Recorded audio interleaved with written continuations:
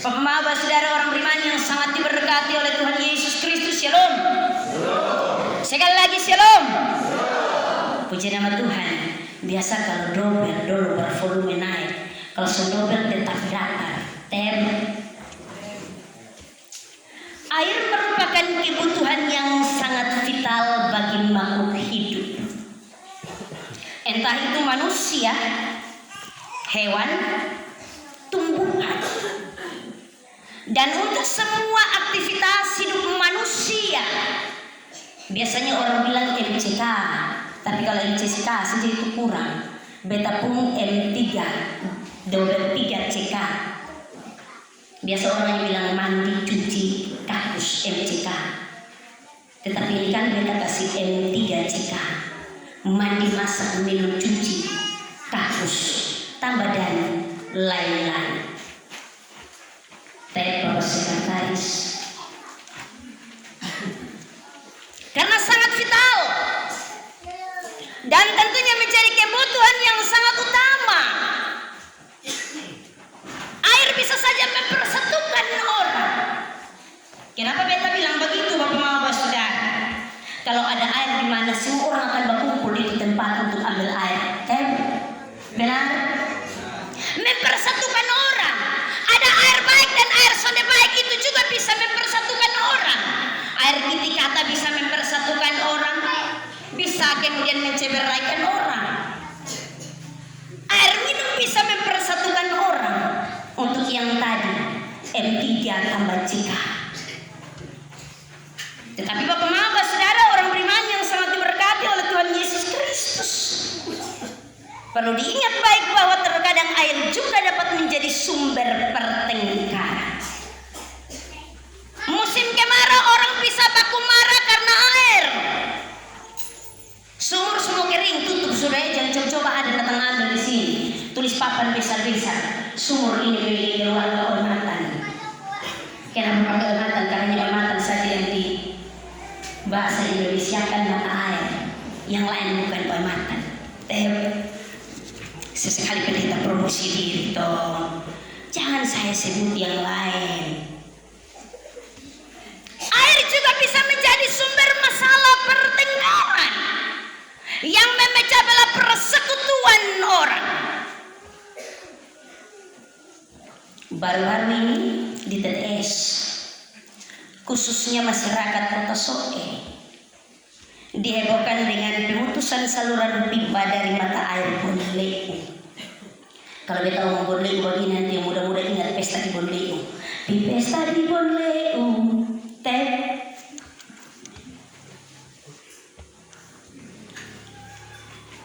pipa saluran air Bonleu tentunya diputuskan oleh oknum tertentu. Masyarakat Kota Soe sebagian besar kekeringan. Sudah ada air. Yang diuntungkan adalah orang yang punya sumur bor 5.000 liter, hitung sudah. Kalau di tangki 5.000. Kalau di tangki yang 1.100 ya syukur-syukur dikasih kita dengan 75 sampai 100. Bapak saudara orang beriman, hal ini tentunya menimbulkan pertentangan dan pertengkaran banyak orang. Mulai dari masyarakat kecil atau masyarakat biasa sampai dengan pejabat teras. Itu diperdebatkan. Saling tuduh, saling tuding, saling menyalahkan hanya karena soal air. Saling mencurigai juga menjadi indikator penilaian dalam upaya mencari solusi untuk menyelesaikan konflik pipa Bonleu. Di sini Kota Bonleu tetap ada air. Tetapi kalau Bonleu kering, Soe bisa jadi Mameto. Bapak saudara orang beriman, dalam hal ini ada yang mengambil kesempatan dalam kesempitan, mencari titik aman sampai dengan mencari gara-gara, saling sindir dan saling mempersalahkan. Siapapun salah, siapapun benar. Ada juga yang memanfaatkan situasi untuk kepentingan pipa Bonleu. Ada yang berdiam menunggu mujizat, semoga ini cepat berlalu.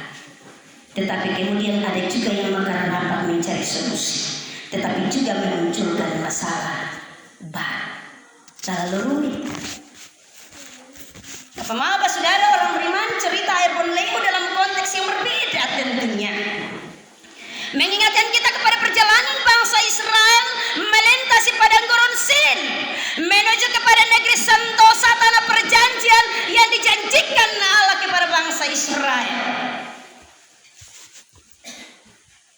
Sebagaimana kita ketahui bahwa padang gurun adalah tempat yang sangat sulit orang menemukan air.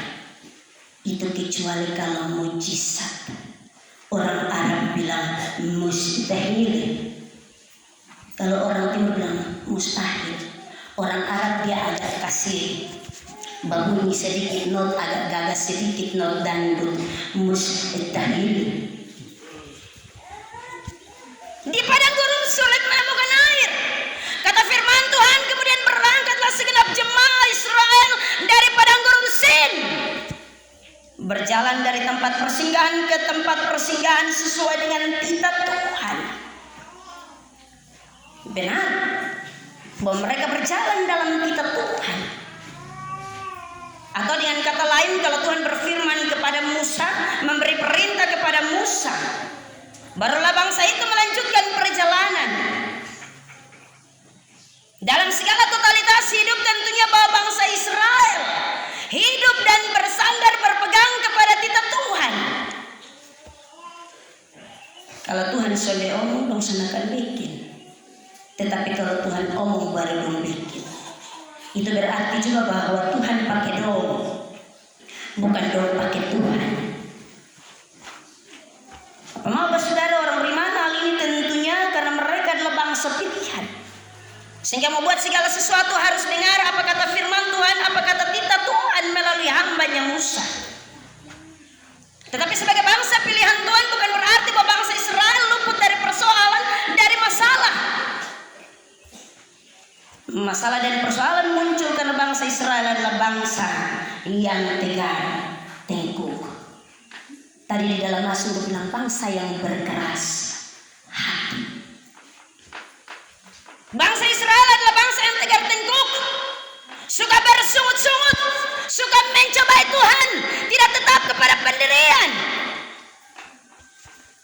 Bangsa bermental budak, tidak puas dengan setiap keistimewaan yang Tuhan kasih, menganggap itu paling tahu atau sok tahu, membandingkan masa lalu dengan masa ini, membandingkan kehidupan di padang gurun dengan kehidupan di Mesir.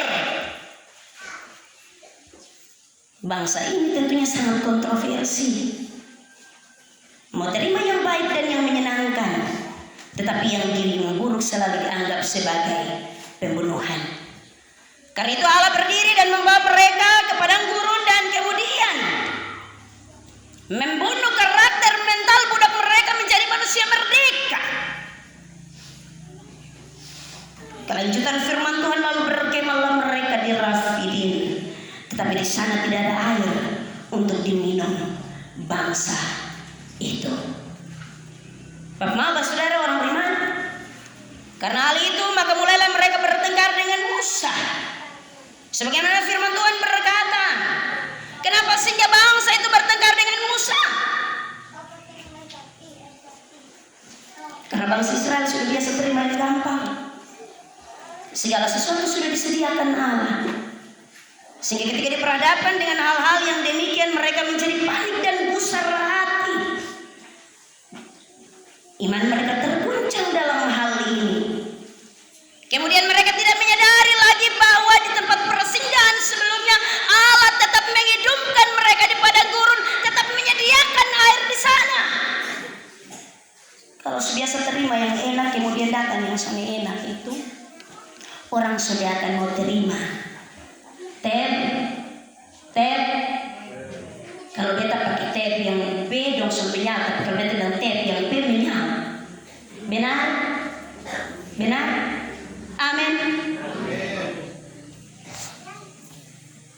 Bangsa Israel tentunya tidak menyadari benar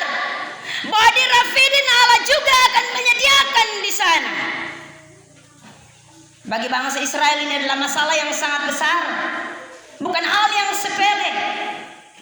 Bagi bangsa Israel ini merupakan suatu masalah yang sangat hebat. Karena itu tentunya untuk menghadapi masalah ini, bangsa Israel menganggap bahwa ini merupakan kesalahan satu orang, bukan mencari solusi. Karena itu di bagian ayat yang kedua dan ketiga, menapakah, saya ulangi, haruskah bangsa itu akan air di sana? Bersungut-sungutlah bangsa itu kepada Musa dan berkata, mengapa pula engkau memimpin kami keluar dari Mesir untuk membunuh kami, anak-anak kami, dan ternak kami dengan kehausan? Bangsa Israel tidak mencari solusi untuk bagaimana kemudian menemukan air, tetapi tentunya bahwa pikiran mereka, tujuan mereka tertuju kepada masalah dan persoalan, bahkan mencobai Tuhan dalam hal ini. Apa maukah saudara orang beriman kita selalu ada dalam posisi ini? Mengkambing hitamkan orang, mengkambing hitamkan itu bukan tarik api hitam, misal kambing hitam datang. Mengkambing hitamkan itu tentunya kau mencari titik persoalan ada di itu orang. Berarti kemudian ini masalah muncul. Mempersalahkan orang lain. Kalau dia punya hidup tidak ada jalan keluar dan tidak ada solusi. Kalau dia punya hidup penuh dengan persoalan, dia mengkambing hitamkan orang lain. Bangsa Israel ada dalam posisi ini. Mempersalahkan orang, bahkan bisa saja mempersalahkan Tuhan. Bangsa Israel dalam menghadapi masalah dengan cara yang keliru. Karena tentunya bahwa sekali lagi tujuan mereka bukan menuju kepada solusi, tetapi menuju kepada masalah. Karena itu bapak-bapak saudara orang beriman, tentunya bahwa bangsa Israel mencari solusi yang keliru, mencari solusi yang salah untuk menyelesaikan persoalan. Ada 3 hal yang tentunya dipakai oleh bangsa Israel untuk kemudian menurut mereka dapat berjumpa dengan jalan keluar ketika air tidak ada di Rafidim. Yang pertama, yang bangsa Israel buat adalah bertengkar. Kotong begitu. Kalau sudah ada air, kotong bertengkar, bukan cari solusi. Beri air, pesan air, gali sumur, dan yang lain. Kalau sudah ada ini dan itu, kalau berjumpa dengan persoalan, tantangan hidup ujian iman yang adalah kita bertengkar. Dalam rumah tangga suami begitu juga dengan istri. Kalau ada persoalan bukan cari solusi, bertengkar dulu. Nanti kalau bapak baru 100 kata, mama susah ini. Kalau mama yang bangun bicara itu jangan tahan. Karena mama itu wajib berbicara 5.000 kata dalam 1 hari. Coba kok mama coba atau selulus. Ada yang bilang baru coba, tapi ada yang bilang selulus. Bertengkar tidak akan menyelesaikan persoalan. Itu yang terjadi kepada bangsa Israel. Jadi mulailah mereka bertengkar dengan Musa, kata mereka. Diawali dengan bertengkar dengan Musa. Kalau hanya bertengkar saja, apakah ada solusi? Apakah akan ada jalan keluar? Yang ada sebentar cek, rame-rame darah tinggi, kemudian jalan heng. Kenapa kok sekarang waktu jalan leher begini? Karena dia mau tuh hari-hari berperahu dalam rumah. Bukan karena banyak makan daging. Ingat bahwa pertengkaran tidak akan membawa kita berjumpa dengan solusi. Tetapi apabila dengan kepala dingin, dengan hati yang tenang, maka kita akan berjumpa dengan solusi dan jalan keluar. Bangsa Israel mempergunakan cara yang pertama adalah bertengkar dulu, babak kelahi dulu, bikin heboh dulu. Yang sekarang terjadi di Soe untuk urus air Borneo itu begitu. Semua bangku bertengkar, mulai dari pejabat teras sampai pejabat sering, teras sering toh. Semua bangun dan bertengkar. Lalu siapa yang mau diam untuk kemudian cari jalan keluar? Sekali lagi ingat, bertengkar tidak akan membawa kita berjumpa dengan solusi. Yang kedua, yang bangsa Israel buat mencobai Tuhan. Tetapi Musa berkata kepada mereka, mengapa kamu bertengkar dengan aku? Mengapa kamu mencobai Tuhan? Dua kali tentunya bangsa Israel mencobai Tuhan. Pada bagian ayat yang kedua B dan juga pada bagian ayat yang ketujuh. Adakah Tuhan di tengah-tengah kita atau tidak? Mencobai Tuhan. Kalau orang lain punya hidup lebih baik dan kau punya hidup sonde baik, kau mencobai Tuhan. Tuhan kenapa? Beta rajin gereja, rajin berdoa, segala sesuatu beta bikin, dia punya hidup lebih baik dari beta. Tuhan ada sonde. Kau selalu bilang begitu kok. Tuhan ada sonde. Tuhan sonde adil. Tuhan pilih kasih, pilih muka dan seterusnya. Kau selalu bilang yang begitu. Kalau hidup senang berkata Tuhan ada. Kau lagi Tuhan Allah di tengah kita. Itu kalau pas senang. Tapi kalau pas susah, Tuhan ada sonde. Jangan waktu ada sama. Karena pakar yang terlalu banyak. Kita tidak mencari solusi, tetapi kemudian kita mempersalahkan Tuhan dalam hal ini, mencobai kemahakuasaan Tuhan. Pendeta dong juga ada begitu. Kalau pas ketemu dengan jemaat suka ame sang dia, Tuhan ada sonde. Kenapa kau utus kau datang di jemaat? Dia pun ada itu sang dia kok. Pendeta juga bilang begitu, majelis sudah apa lagi?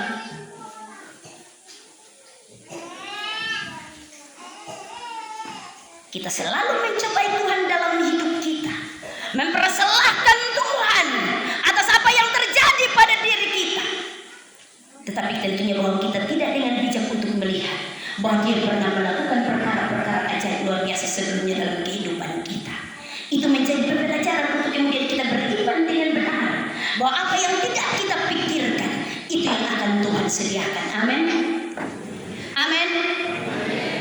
Bilang amin. Dan Natal semua dekat-dekat. Takut juga kalau ada pikir baju Natal setengah mati dia sangkas baju Natal.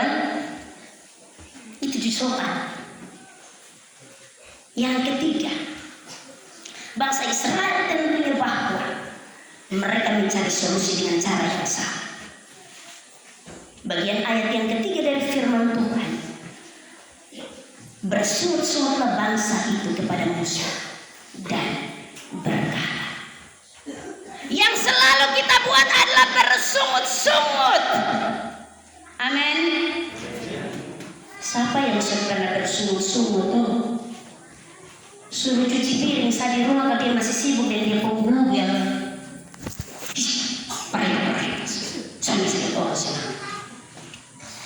Teman-teman sekarang, ini semua akhir tahun. Kalau tugas di kantor desa terlalu banyak juga kita yakin.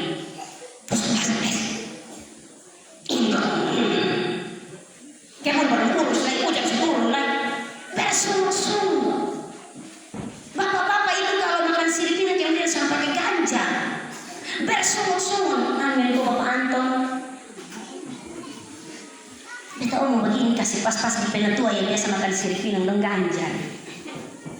Kalau sampai tambah dengan itu nomor 4, sepanjang hari dalam rumah dia bersungut-sungut. Himam tua ini. Dia sudah pernah dikasih keluar bahasa. Dia lu berani dikasih keluar bahasa tentang sudah pemakan. Betul kok bapak-bapak. Yang tukang makan pasti di Quran paling bisa. Bersungut-sungut. Ketika kita melihat pergumulan teramat berat, persoalan yang datang, tentunya bahwa kita melihat itu dengan sungut-sungut. Seolah-olah bahwa semua yang Tuhan bikin itu salah dan keliru. Bapak-bapak, saudara, orang beriman yang sangat diberkati oleh Tuhan Yesus Kristus dengan kebenaran firman-Nya. Tentunya bahwa ketiga hal tadi, baik itu bertengkar, mencobai Tuhan, bersungut-sungut, itu sangat melekat pada diri kita.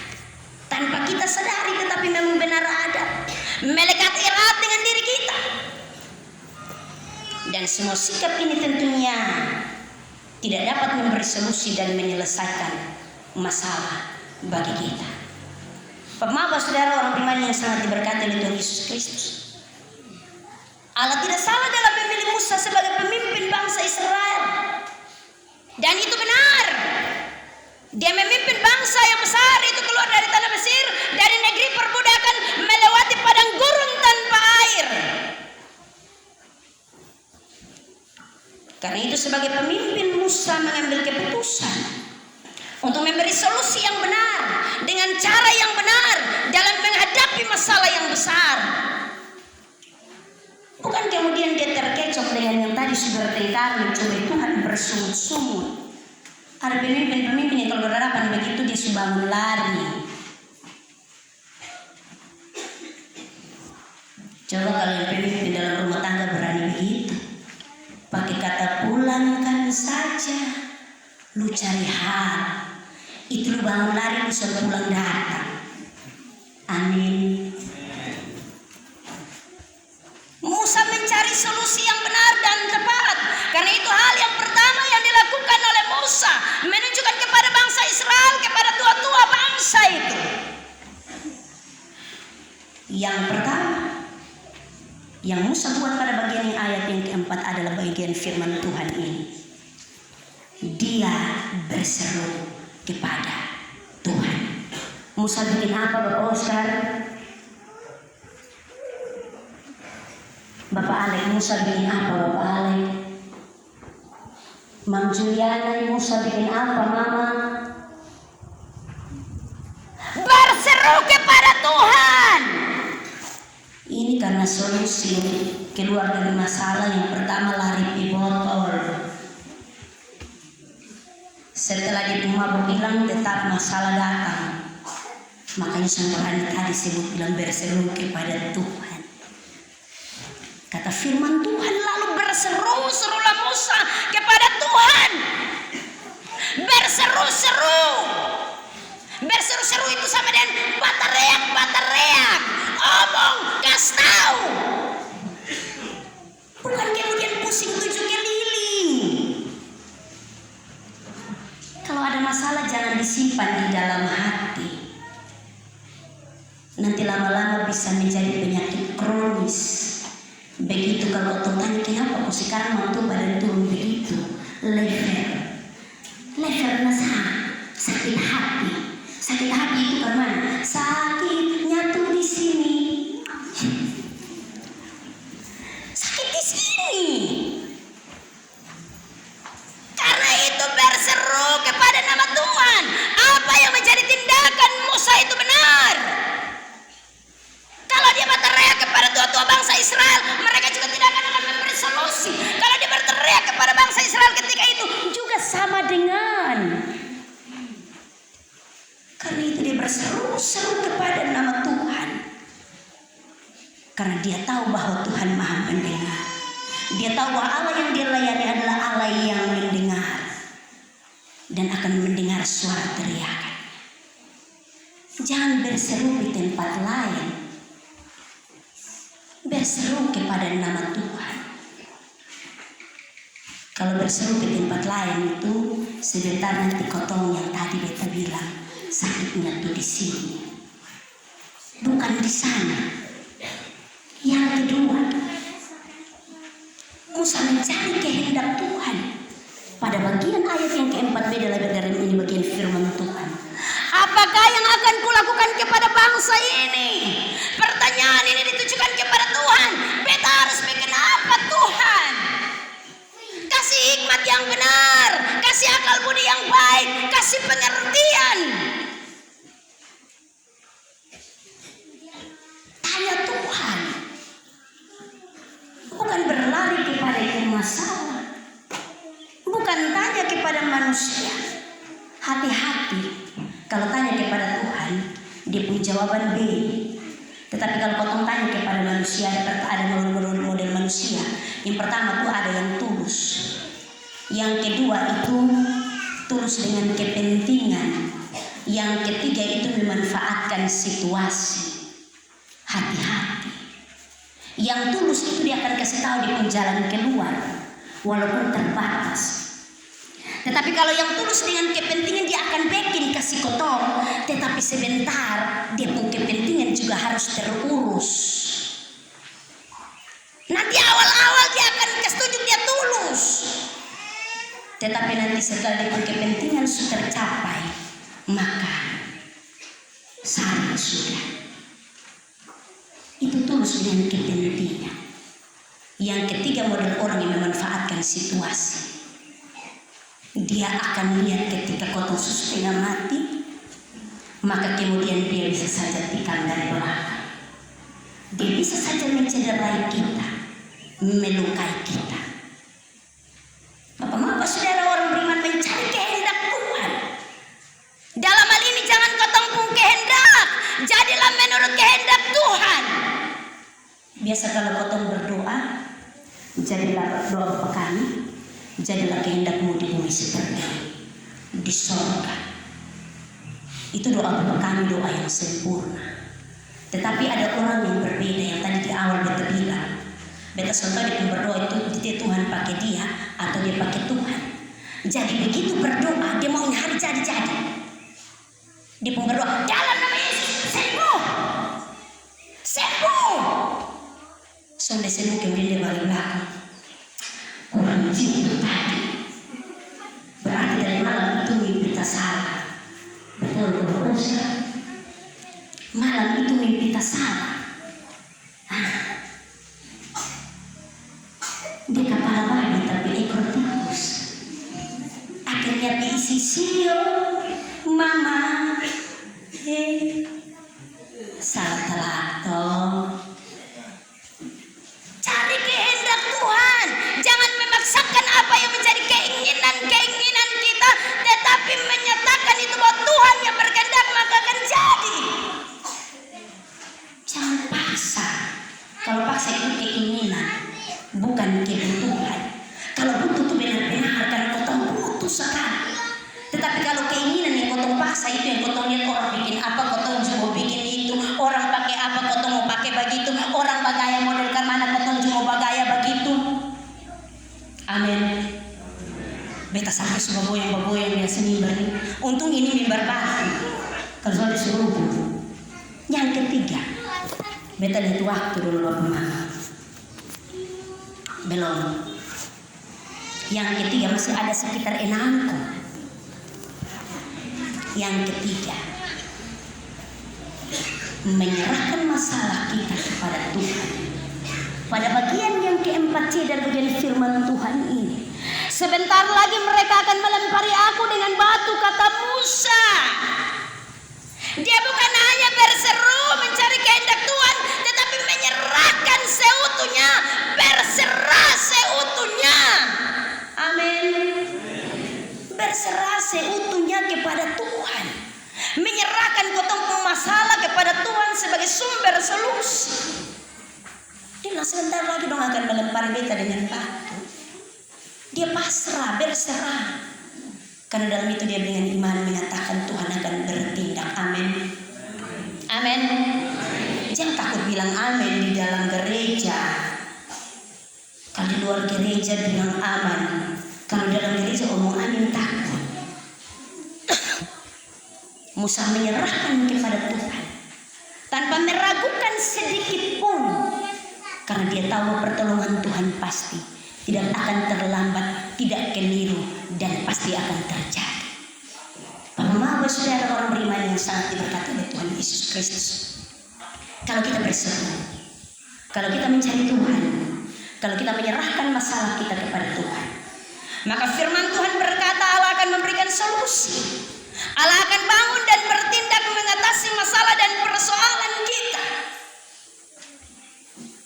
Bagian ayat yang kelima pada firman Tuhan ini, berfirmanlah Tuhan kepada Musa, berjalanlah di depan bangsa itu, dan bawalah beserta engkau beberapa orang dari antara para tua-tua Israel.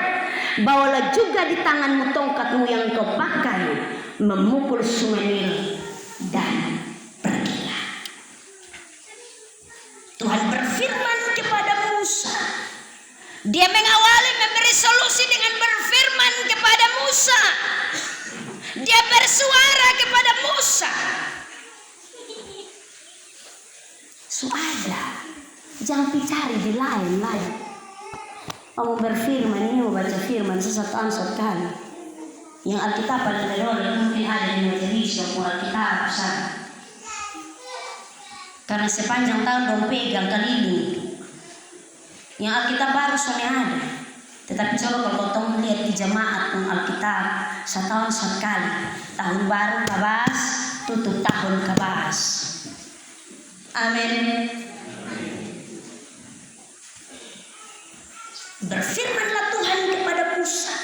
Dia bersuara dengan nyaring untuk meyakinkan kepada bangsa Israel dan juga kepada Musa. Tetapi dalam firman itu tentunya Allah menyampaikan bahwa juga tua-tua bangsa Israel, bahwa supaya ada yang melihat dengan mata biji, melihat dengan iman, menjadi saksi perbuatan Allah yang ajaib, perkasa, luar biasa. Karena kita itu biasanya lihat oleh mata biji, baru percaya. Kalau begitu omong, Thomas Muadi. Thomas yang mana? Kalau omong Thomas ini, itu juga jadi soal nanti. Thomas Melufa, Thomas Stefnai, Thomas Saul. Ada banyak Thomas.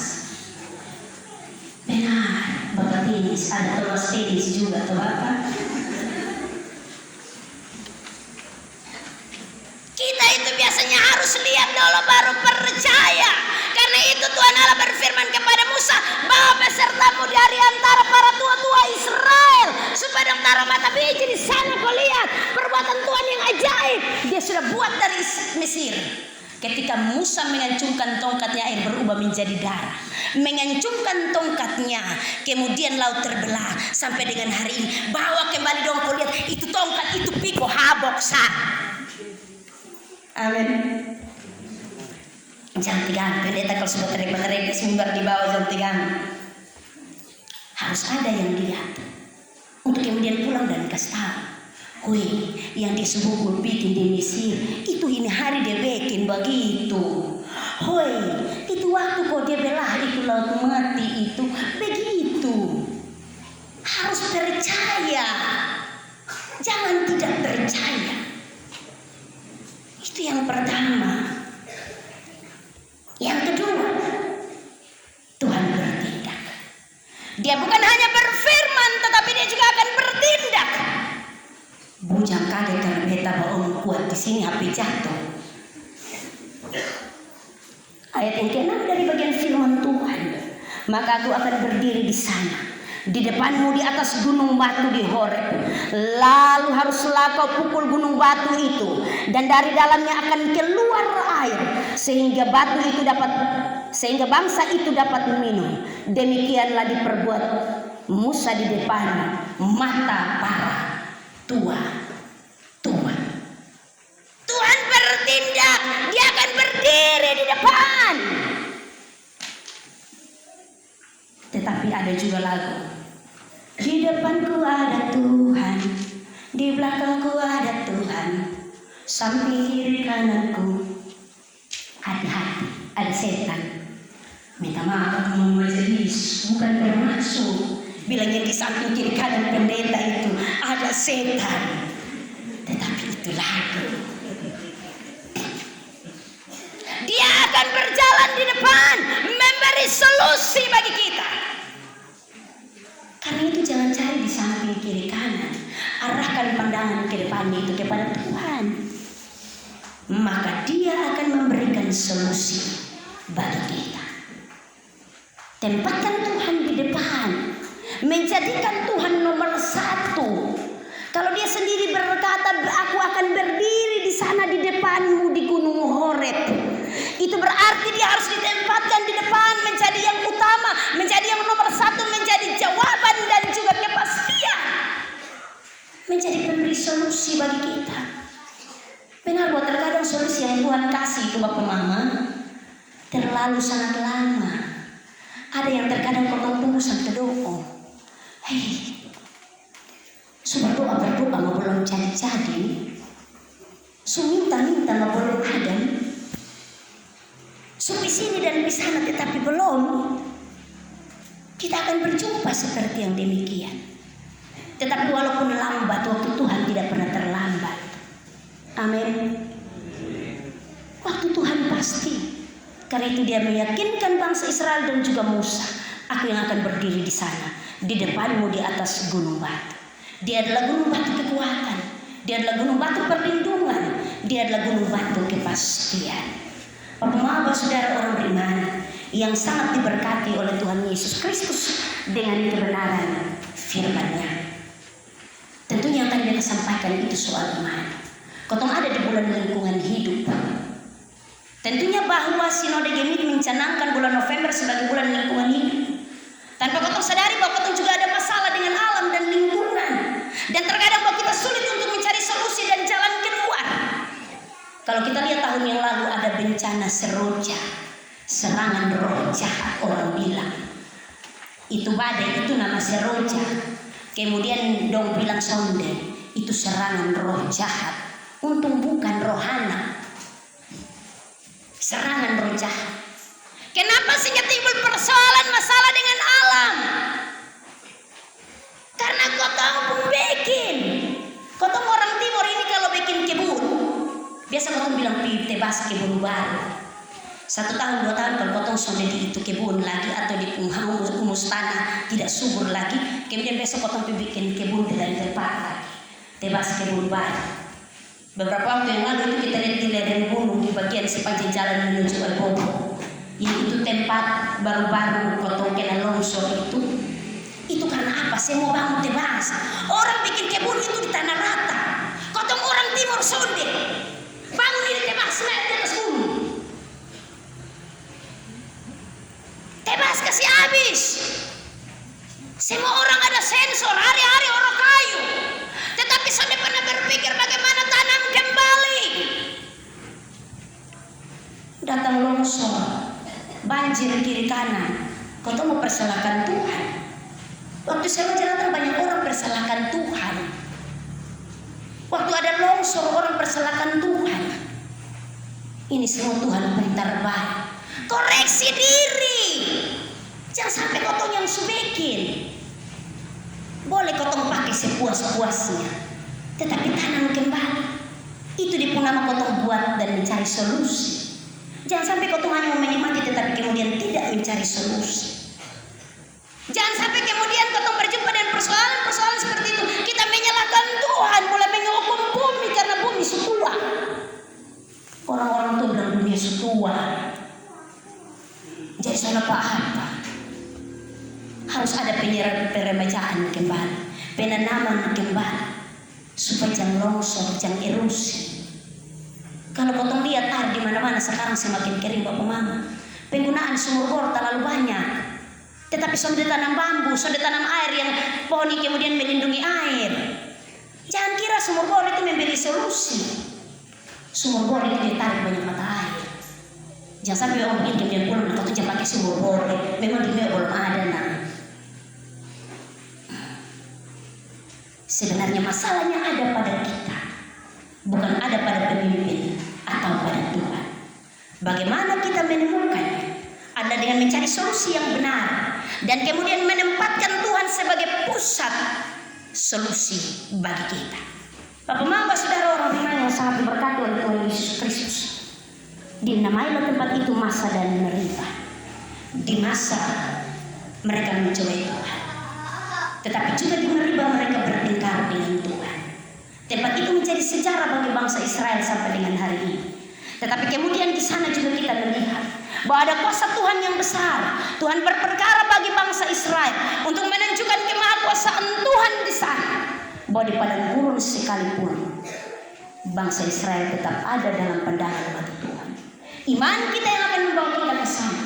Demikian juga dengan iman ketiga orang anak Tuhan hari ini yang tentunya ada dalam rumah Tuhan, untuk kemudian mereka juga boleh mendapatkan bagian melihat kasih dan kemahakuasaan Tuhan, tetapi juga dengan keyakinan iman dalam pengakuan yang benar bahwa iman mereka kepada Kristus yang adalah Tuhan dan Allah yang hidup yang telah bangkit dari antara orang mati, memberikan kemenangan-kemenangan dan juga iman yang besar kepada semua orang percaya.